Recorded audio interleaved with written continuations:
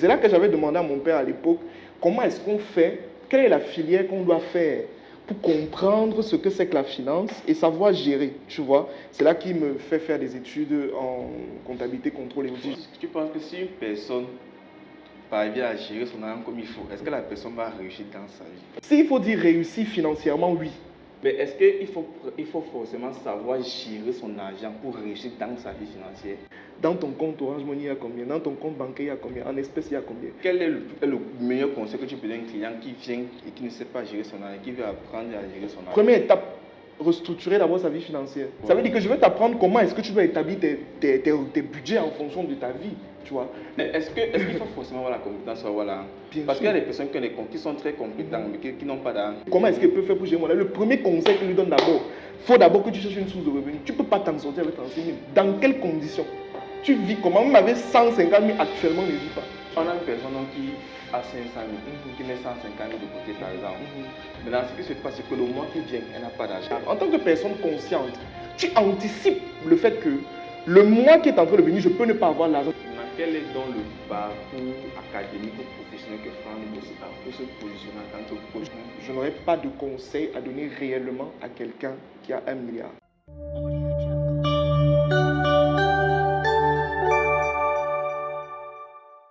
Bonjour Franck Ngozi. Bonjour, as-tu? Ok. Est-ce que tu peux te présenter qui est Franck Ngozi de façon concrète et pratique? Franck Ngozi, c'est un jeune,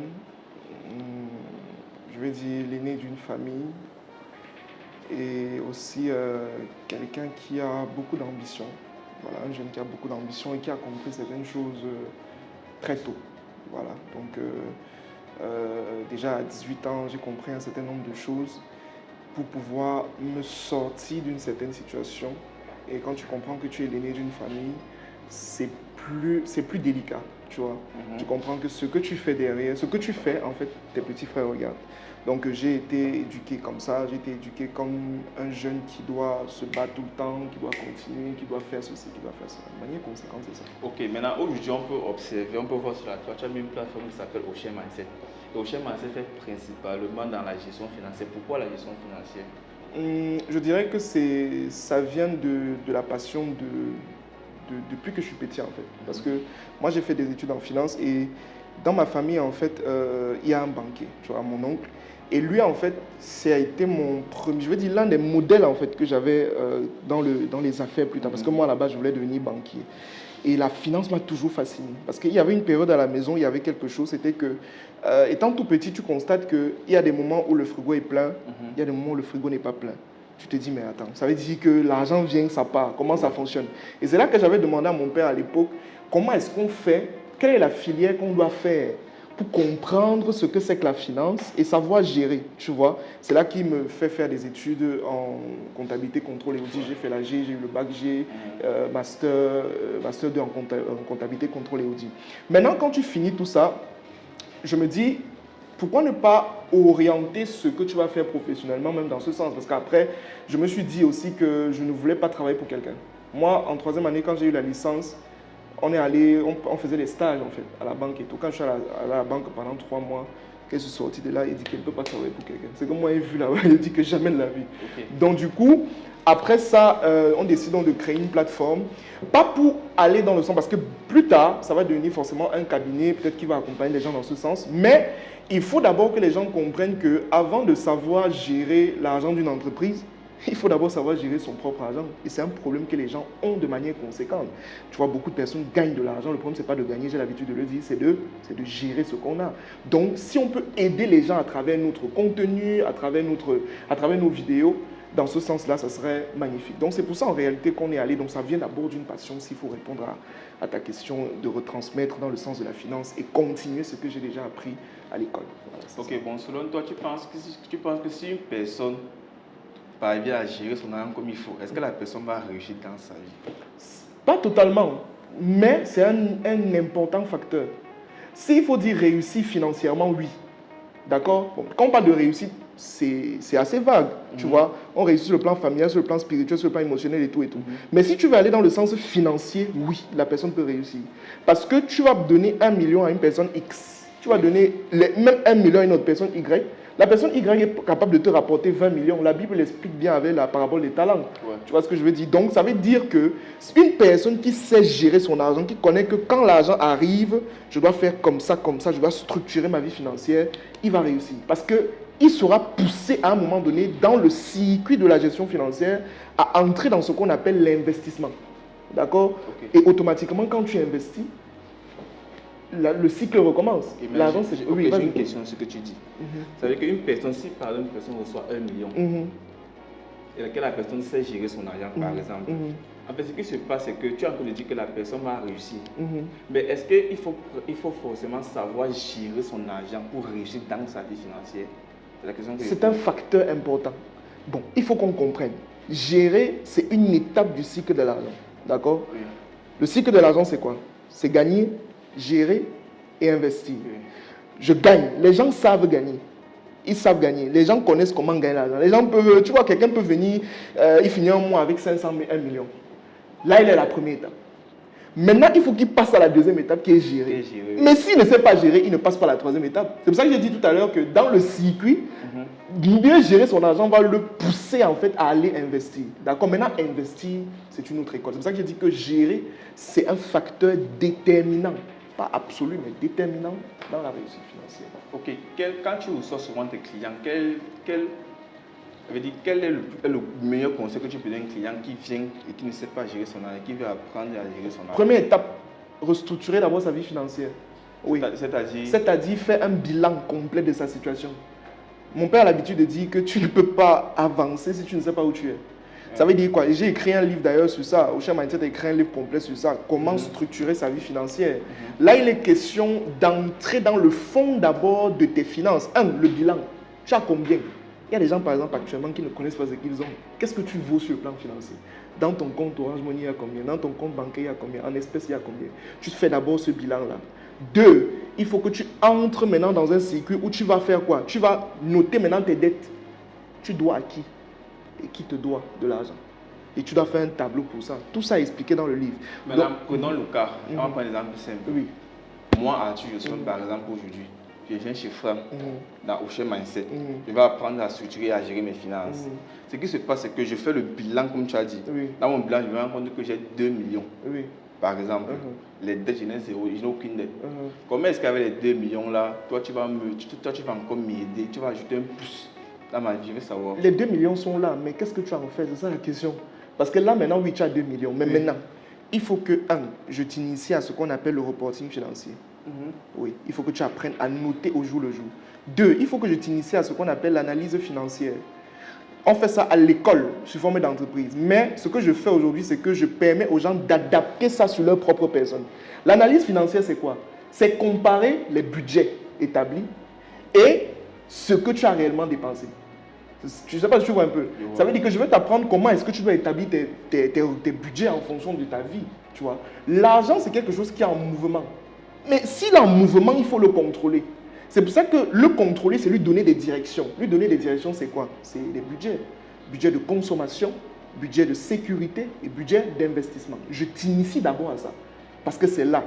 On va d'abord faire un bilan complet, on va savoir ce que tu gagnes et tout ce qui va avec. Et puis on va établir des budgets en fonction de ça. Par la suite, tu t'inities au reporting financier. Moi, je suis quelqu'un que je note au jour le jour. D'accord? Ce que je fais et tout. Après, je remets dans l'ordinateur ou dans un autre circuit pour pouvoir analyser à la fin. C'est très important. Donc, c'est un peu ça. Ok. Bah, on va prendre une autre question. Nous sommes au Cameroun. Et au Cameroun, il y a ce qu'on appelle le SMIC. Le SMIC, c'est combien? 36 000, quelque chose. Je crois que c'est 36 000, quelque chose comme ça. Donc, quel est le conseil que tu peux donner à une personne qui est confrontée à ça? Il faut d'abord chercher une autre source de revenus. Comment chercher une autre source de revenus? La compétence. Chaque fois que tu veux gagner l'argent, et hier j'enseignais ça lors d'une conférence, chaque fois qu'on veut gagner l'argent, il faut qu'on se demande ce qu'on doit apporter aux gens. Si tu as quelque chose à donner à quelqu'un, tu gagnes l'argent. Quand tu pars pour demander le travail, qu'est-ce qui se passe? On te demande qu'est-ce que tu sais. Qu'est-ce que tu sais faire? Mais est-ce qu'il faut forcément avoir la compétence? Voilà. Parce qu'il y a des personnes qui sont très compétentes, mais qui n'ont pas d'argent. La compétence, c'est la première étape. Oui. Vendre la compétence dans une autre chose. Okay. Voilà. Par exemple, lors d'une conférence un jour, il y avait quelqu'un qui disait qu'il était, qui calculait les salaires, etc. Qu'il était RH dans une entreprise. Moi, je lui pose la question, bon d'accord, de manière simple, ça veut dire quoi? Il ne m'explique pas. Je dis 1. Quand on fait le fiche de paye, élément 1, c'est quoi? Il ne connaît pas. En fait, ce n'est pas qu'il ne connaît pas, c'est qu'il ne sait pas vendre sa compétence. Donc, j'ai la compétence, oui. 2, je dois savoir comment vendre ma compétence et à qui et comment. Maintenant, vendre sa compétence, c'est plusieurs choses. C'est aller dans le sens soit d'être salarié et d'accepter qu'on te paye, soit d'utiliser sa compétence pour mettre au profit des gens et des clients un produit ou un service. C'est là qu'on te parle d'entrepreneur, etc. Bâtir un système derrière et j'en passe, tu vois. Donc, si quelqu'un vient me voir actuellement, il me dit que Franck, je touche le SMIC, j'ai 36 000, comment est-ce qu'il peut faire pour gérer mon salaire? Le premier conseil que je lui donne d'abord, il faut d'abord que tu cherches une source de revenus. Tu ne peux pas t'en sortir avec 36 000. Dans quelles conditions? Tu vis comment? Même avec 150 000 actuellement, on ne vit pas. On ne s'en sort pas. C'est compliqué, tu vois. Donc, il faut qu'il développe une autre source de revenus. Et après maintenant, quand il a sa nouvelle source de revenus, qui est adaptée d'abord aux besoins qu'il a et tout ce qui va avec, là maintenant, on peut établir. Mais maintenant, ça ne veut pas forcément dire que même si tu touches... c'est une question que les gens se posent souvent. Ils se disent que si je touche 100 000, est-ce que je peux épargner? Oui, on peut épargner. D'accord? La culture de l'épargne, c'est quelque chose qui doit commencer même avec les petites sommes. C'est pour ça que je dis souvent que si tu ne sais pas gérer 10 000, ce n'est pas 1 million que tu vas gérer. La Bible le dit aussi. Bon, tu es dans les petites choses et dans les grandes choses aussi. Si tu as dit que la culture de l'épargne, c'est dans les petites choses. Ça veut dire que si une personne, par exemple, n'a pas de source de revenus fixe, mais est-ce que la personne va pouvoir épargner comme il faut? Je prends un exemple simple. Une personne, un mois, elle peut gagner 500 000, par exemple. Le mois qui suit, il gagne. Le mois qui suit, après, il gagne. Mais l'autre mois, il gagne 1 million. Après, il gagne 100 000. C'est bon. C'est variant. Comment est-ce que la personne parvient à dire que je vais épargner de façon continuelle? La question qu'elle pose, est-ce qu'il gagne l'argent? Il gagne l'argent. Ça veut dire qu'il peut épargner, c'est tout. Si par exemple, regarde, il se donne un objectif. Moi, je l'ai fait en 2024. Tu te donnes un objectif de te dire que quelle qu'en soit la somme qui entre dans ma main, je mets 15% de côté. Ok. On a une personne qui a 500 000, qui met 150 000 de côté, par exemple. Maintenant, ce qui se passe, c'est que le mois qui vient, elle n'a pas d'argent. Elle n'a pas d'argent. Quand on dit n'a pas d'argent, c'est vraiment pas d'argent. Zéro. Elle se retrouve en train d'aller toucher l'épargne. On est d'accord. Maintenant, la personne ne veut pas ça. La personne veut épargner de façon progressive. Pour faire quoi d'abord? Pour faire quoi? C'est d'abord ça l'objectif. Ça dépend. Elle veut juste avoir l'épargne. Parce que rester comme ça sans argent, c'est Regarde, je t'explique. Je t'explique comment ça fonctionne. Dans les budgets, on a ce qu'on appelle le budget de sécurité et on a ce qu'on appelle le budget d'investissement. Dans le budget de sécurité, c'est de l'épargne, tu vois, mais qui a pour objectif de faire face aux imprévus. On est d'accord? On est d'accord. Pour faire face aux imprévus, santé, machin, et comme le fait, par exemple, que tu ne gagnes pas après. Maintenant, on a le budget d'investissement. Dans le budget d'investissement, il est séparé en 3. On a le budget d'investissement pour les projets, pour la spiritualité et pour les besoins personnels. C'est pour ça que je demande quel est l'objectif. Si, par exemple, tu te mets en tête que, bon, j'ai des revenus variables, en tant que personne consciente, tu anticipes le fait que le mois qui est en train de venir, je peux ne pas avoir l'argent. Ça veut dire que j'établis un budget de sécurité. C'est pour ça qu'il faut avoir 3 budgets. Consommation, sécurité, investissement. Dans l'épargne que je fais, l'argent que je mets de côté, s'il n'y a pas d'objectif sur mon épargne, ça ne sert à rien. Mon objectif d'épargne peut être, par exemple, de faire face aux imprévus. Et dans ce cas où il n'a rien, il ne peut pas prendre dans ces imprévus. Ou alors, je peux dire que dans mon budget d'investissement, c'est pour les projets. Tu sais que c'est pour les projets, je ne touche pas. Mais dans les 2 cas, il faut avoir 2 budgets. Donc, c'est un peu comme ça que je peux répondre à la question. Ok. Bon. Face à ça, une autre question. Aujourd'hui, Franck Lubossi, est-ce que Franck Lubossi peut se définir en tant que coach financier? Bon, s'il faut dire coach, en fonction de notre contexte, quand tu commences à donner les conseils en ligne, on t'appelle coach. Maintenant, quel est donc le parcours académique ou professionnel que Franck Lubossi a pour se positionner en tant que coach? Je l'ai dit au début. Moi, j'ai fait des études en finance. Tout ce que je fais aujourd'hui comme conseil en finance, ce sont des choses que j'ai faites à l'école, mais sur la base entreprise, tu vois. Quand je te parle par exemple du reporting financier, en fait le reporting financier d'une personne, c'est l'équivalent de ce qu'on appelle comment on appelle ça, le suivi de caisse en entreprise, tu vois. Ça veut dire que tout ce que j'ai appris à l'école, je prends ça et j'essaye maintenant de convertir cela pour une personne lambda et pas pour une entreprise. Tu vois. Maintenant, s'il faut parler de coach, machin, truc et tout, le coach, selon le contexte, c'est celui qui donne les conseils. Maintenant, s'il faut aller dans la certification, oui, je suis en train de penser à avoir une certification réelle dans ce domaine-là pour être accrédité et tout ce qui va avec et tout. Mais après, aujourd'hui, je me considère comme quelqu'un qui partage ses connaissances, qui partage ce qu'il a dans la tête et tout. C'est comme ça. Ok, maintenant, combien de clients de Franck Boussi ou de Ocean Mindset sont parvenus à sortir, vraiment s'ils étaient endettés, sont parvenus à sortir du surendettement, ou du moins certains qui s'en sortent combien? Est-ce qu'on peut donner un chiffre? Surendettement, non. Ok, vous savez que la plupart des clients... Mais s'il faut aller dans le sens de comment est-ce que quelqu'un gère son argent de manière conséquente, des milliers de personnes. Je te prends un exemple. Okay. La fois où j'ai acheté mon téléphone, c'était ici à Douala. Il y a un jeune dans la boutique où j'achetais, c'était cette boutique. Il y avait une autre boutique comme ça. L'autre boutique qui vendait les téléphones, c'est un jeune qui sort. Il me regarde, il dit, monsieur Franck, vous ne savez pas comment vous m'avez aidé, machin. Il dit qu'il m'a aidé comment et tout. Il part à l'intérieur, il part prendre un bloc-notes. Il vient me montrer le bloc-notes. Dans le bloc-notes, il avait noté toutes les dépenses du mois. C'était là, c'était calculé et analysé. Il me dit, c'est grâce à tes vidéos. Ça, c'est juste un cas. Je ne parle pas des gens qui sont en Côte d'Ivoire, qui sont en Guinée, Sénégal, États-Unis, des témoignages qu'on reçoit un peu de partout et tout. Des gens qu'on a même accompagnés personnellement en Côte d'Ivoire, au Tchad et tout ce qui va. Ça veut dire qu'aujourd'hui, Franck Boussi peut être fier de lui, non, d'avoir réalisé quelque chose. Oui, fier, mais bon, c'est pas encore ce qu'on veut. Parce que voilà, il faut faire encore beaucoup d'autres choses. Parce que je me dis, on n'a pas encore réellement commencé dans ce qu'on est en train de faire. Pas du tout. Même un peu, on n'a pas encore commencé. Il y a de très grandes choses. On a touché de très grandes personnes parce que beaucoup de personnes ont ce problème. Beaucoup. Tu vois, les gens, je dis, les gens gagnent de l'argent. Ils ont de l'argent. Il y a des gens qui ont l'argent, mais qui n'ont pas de structuration financière de vie. Tu vois, donc on a encore beaucoup de travail. Voilà, sur le long terme, on va beaucoup améliorer certaines choses. Ok. Si Franck Boussi aujourd'hui était face, on va dire, à un milliardaire, un milliardaire, quand on dit milliardaire, c'est une personne qui gagne un milliard, et que Franck Boussi doit donner un conseil, en fait, pas donner un conseil, mais apporter une plus-value au milliardaire dans ses finances, qu'est-ce que Franck Boussi va lui dire? Premièrement, bon, il faut être honnête dans ce qu'on fait, d'accord? Gérer, aider les gens à gérer 100 000, 1 million, 2, 5, 10.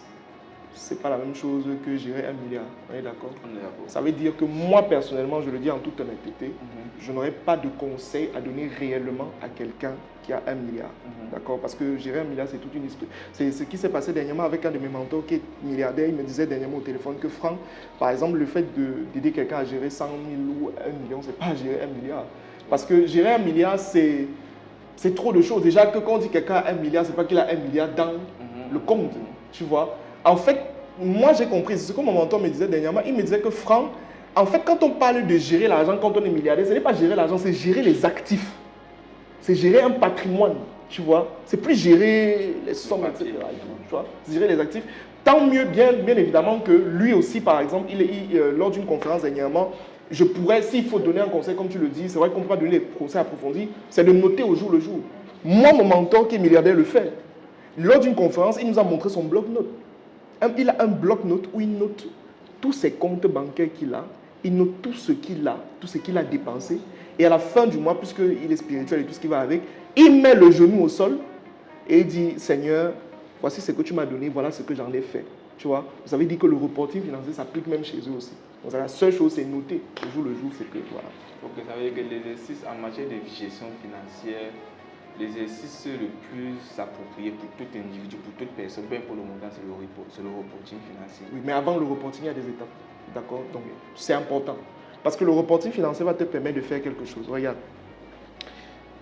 Il faut que tu retraces tout ce que tu dépenses. Il y a des gens, par exemple, qui viennent vers moi et qui me demandent souvent, Franck, je ne sais pas réellement ce qui me fait trop dépenser. Moi, je dis, mais attends. Tu ne peux pas connaître ce que tu dépenses si tu ne notes pas déjà ce que tu dépenses. C'est quand tu vas noter, ce qu'on avait fait avec une dame qui est en Côte d'Ivoire, on avait travaillé avec elle dans ce sens-là, elle disait, oh, vraiment j'ai l'argent, mais je ne sais pas comment faire, etc.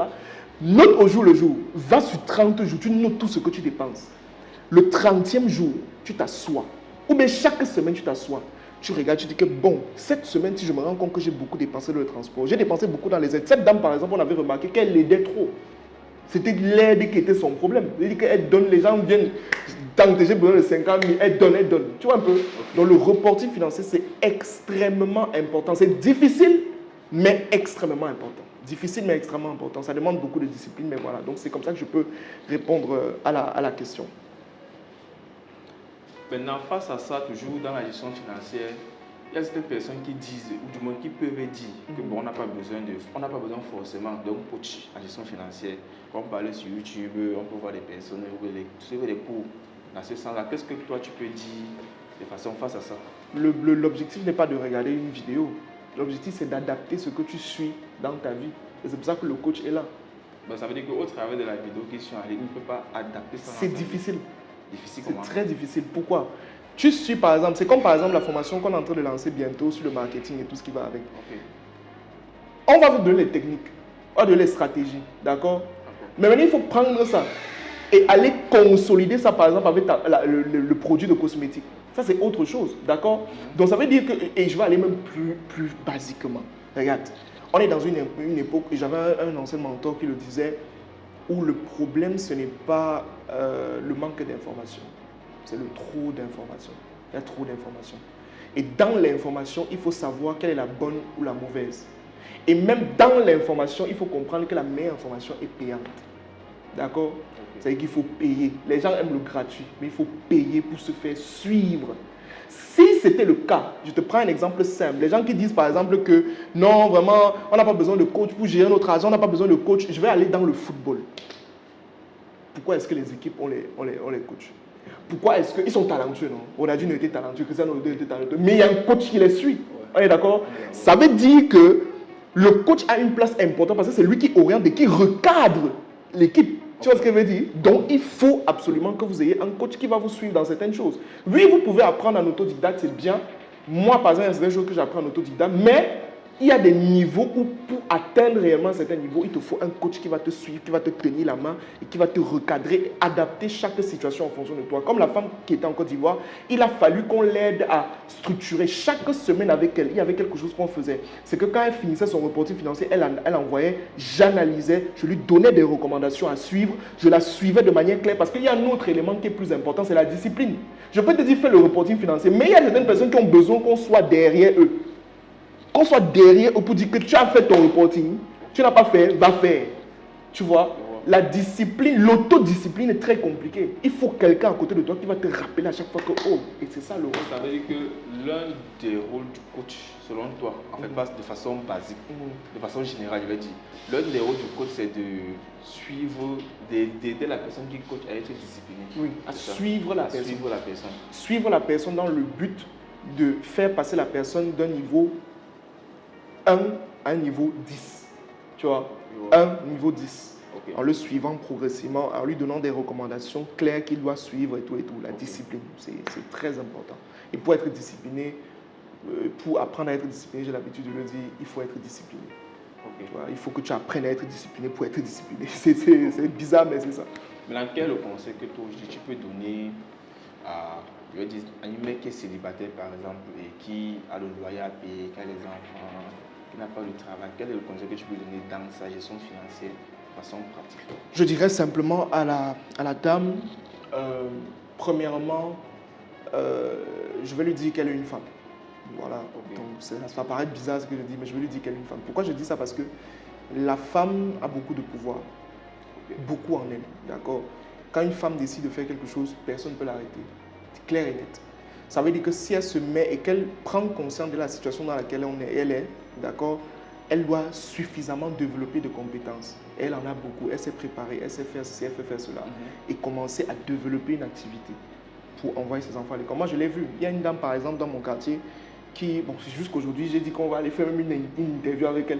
Elle est une mère célibataire, elle braise le maïs, mais elle a envoyé ses enfants à l'étranger avec ça. Donc, je veux qu'on parte là sur place pour comprendre. Parce que moi, je ne comprends pas. Elle a envoyé ses enfants à l'étranger. Donc, le jour qu'elle a dit, elle dit qu'attends un peu la maison. Je fais ça comment? Tu vois qu'elle se bat. Et je peux dire que c'est uniquement dans des situations dramatiques qu'on comprend la nécessité d'aller recalibrer sa vie financière. Tu vois, Tu vois, il faut qu'elle comprenne déjà premièrement qu'elle est dans une situation qui n'est pas assez intéressante et qu'elle doit développer des compétences qui vont lui permettre de gagner de l'argent. Développer des compétences et apprendre à vendre de manière conséquente. Et maintenant, le reste, la gestion financière, ça viendra progressivement et elle apprendra petit à petit. Mais il faut d'abord qu'elle développe des compétences, c'est ça. Ok, est-ce que Franck aussi a peut-être des livres gratuits en gestion financière? Est-ce qu'il a des formations gratuites? Je peux vous donner des livres gratuits, mais après, bon, ce sont des livres que vous connaissez, je dirais, Père Riche. Mais j'ai des livres pour moi, oui, écrits par moi. Écrits par Franck. Oui, bien sûr, on a actuellement 2 livres. Ouais. On a 2 livres, ce n'est pas gratuit. Il n'y a pas de gratuit. Donc, arrêtez de dire. 2 livres sur lesquels, un qui est déjà sorti et un qui va sortir dans les prochains jours. Premier livre, c'est comment structurer sa vie financière. Dans ce livre, en réalité, on vous explique de A à Z comment est-ce que vous allez réorganiser votre vie financière à travers des étapes simples. Voilà, le livre est là. Deuxième livre, c'est toujours un guide. C'est un guide voilà, qui a pour but de maîtriser ses dépenses. Voilà, parce qu'après avoir structurer sa vie financière, il faut recalibrer et tuer les habitudes négatives qui te poussent à dépenser. Voilà, c'est ce livre-là que je suis en train d'écrire actuellement. Il sera disponible plus tard la semaine qui est en train de venir. Et le troisième livre qui sera à venir, ça sera un livre qui sera axé sur l'épargne. Voilà, donc là, on va maintenant montrer aux gens comment épargner. Et ça, ce sont juste des guides. Et maintenant, après cela, donc c'est déjà assez clair dans ma tête, après cela maintenant, parce que tout ça sont des guides. Après, maintenant, on entre maintenant dans mon premier livre à moi-même. Bon, c'est un livre où j'ai envie de partager mon expérience sur les dernières années, clairement, comment est-ce que ça s'est passé et tout ce qui va avec, pour repartager mon expérience aux gens. Et après, peut-être là-dedans, on parlera d'investissement avec les investissements qu'on fera et tout. Est-ce qu'il y a un conseil, quel est le conseil universel que tu peux donner à ceux qui vont peut-être suivre ces vidéos en matière toujours de gestion financière? Un conseil universel. Je dirais simplement que comprenez simplement quelque chose, c'est que l'argent, c'est une chose très importante. Voilà, il ne faut pas dire que l'argent n'est pas important. Et le but n'est pas d'avoir des ressources. Le but, c'est de savoir gérer les ressources que vous avez. D'accord? Chaque fois que vous avez de l'argent, d'accord, dites-vous qu'il faut lui donner une direction. Parce que si vous ne donnez pas une direction à votre argent, l'argent vous donnera une direction à suivre. Donner une direction à votre argent, c'est établir des budgets qui vont vous permettre de suivre vos mois de manière conséquente. D'accord? Et quand vous allez savoir gérer votre argent, vous allez entrer dans la troisième phase qui est l'investissement. Et l'investissement vous fera gagner de l'argent dans un circuit. Donc ça veut dire que ça va recommencer. Parce que le cycle, c'est gagner, gérer, investir. Et pour terminer, vous allez remarquer qu'en continuant à suivre ce cycle, gagner, gérer, investir, vous allez finir par avoir ce qu'on appelle un patrimoine. D'accord? Et c'est le patrimoine que vous allez avoir qui va vous générer ce qu'on appelle l'abondance financière. Le cycle est très clair. La vision crée l'argent, l'argent crée le patrimoine, l'argent bien géré, crée le patrimoine, et le patrimoine crée l'abondance financière, et l'abondance financière vous génère un héritage conséquent que vous pouvez laisser à vos enfants plus tard. Ça, c'est le conseil que je peux donner. Ok, bon, merci d'avoir regardé cette vidéo jusqu'ici et on va également dire merci à Franck aussi d'avoir accepté l'invitation. Donc, n'oubliez pas de liker. Bon, il faut les dire de liker aussi. Il faut liker, commenter, partager et vous abonner bien évidemment pour une autre épisode. Le prochain épisode, il y aura forcément un autre coach. Donc voilà. Okay, merci. Merci à vous.